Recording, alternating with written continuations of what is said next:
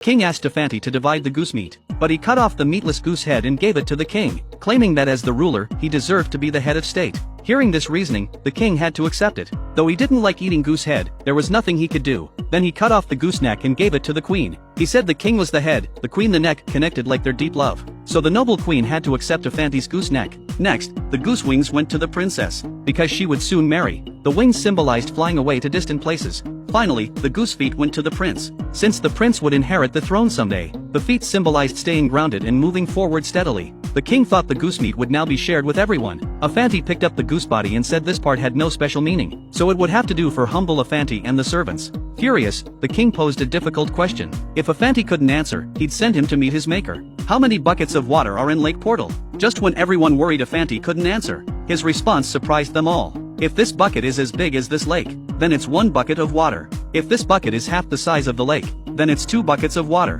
By this logic, how many buckets the lake holds depends on the bucket size. The king was left speechless. He immediately brought 3 scholars to question Afanti. How many stars are in the sky? Afanti smiled, saying this simple question could even be answered by his donkey. As the donkey swayed around, Afanti immediately gave his answer. However many hairs it has, that's how many stars are in the sky. The scholar immediately objected that donkey hair couldn't be counted. Since donkey hair can't be counted, naturally the stars in the sky can't be counted either. Afanti's answer was convincing enough. The second scholar had to step forward with a question. He asked Afanti how many hairs were in his beard. Afanti laughed heartily and picked up his donkey's tail. He said as many as the hairs on this donkey's tail, and he offered to count his beard hairs against the donkey's tail hairs to verify. If he was short by even 1 hair, he'd admit defeat. Knowing it couldn't be counted, the scholar slunk away. The last scholar posed an ultimate challenge. Where is the center of the earth?